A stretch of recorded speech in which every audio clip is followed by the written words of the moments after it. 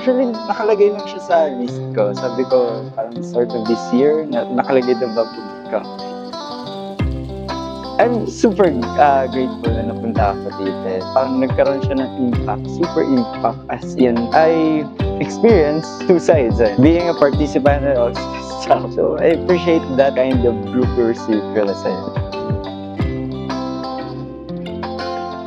Bamboo Bootcamp is a type of bootcamp na i-experience mo talaga siya. Kaya sabi ko, this is ecotourism talaga. Ito ko talaga na-experience. So, lahat ng nilagay ko sa thesis ko na RL, case studies, is dito ko na-feel.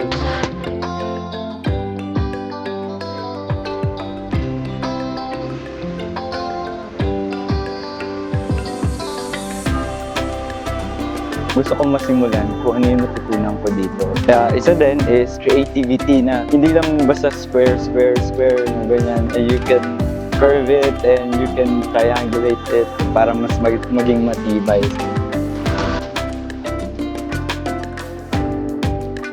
Bamboo is amazing material. Yun yung gusto kong i-impart sa mga makikilala ko ba. Surprise me a lot, lalo na yung mga talks. Listen to the legends and you, Rika, and Architect Jed. And sabi ko, iba yung dating.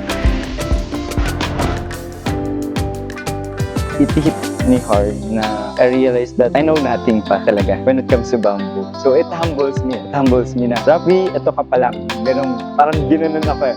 Palang yung nalalaman ko. So you have so much to learn pa.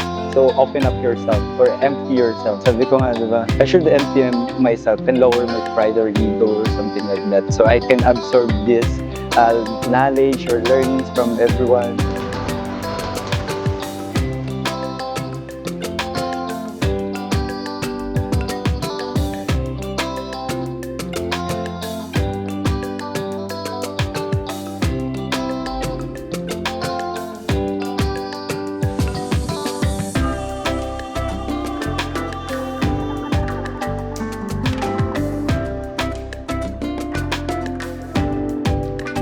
Dito ka nakita yung material.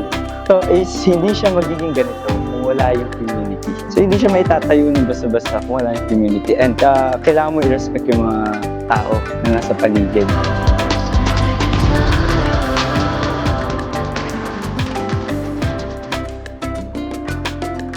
How can I convince them? Because pricey siya pag tinignan siya. Pero sabi ko, sa food pa lang, sa experience, sa learning, busog na busog ka na. Hindi lang yung tummy mo, kundi yung utak mo.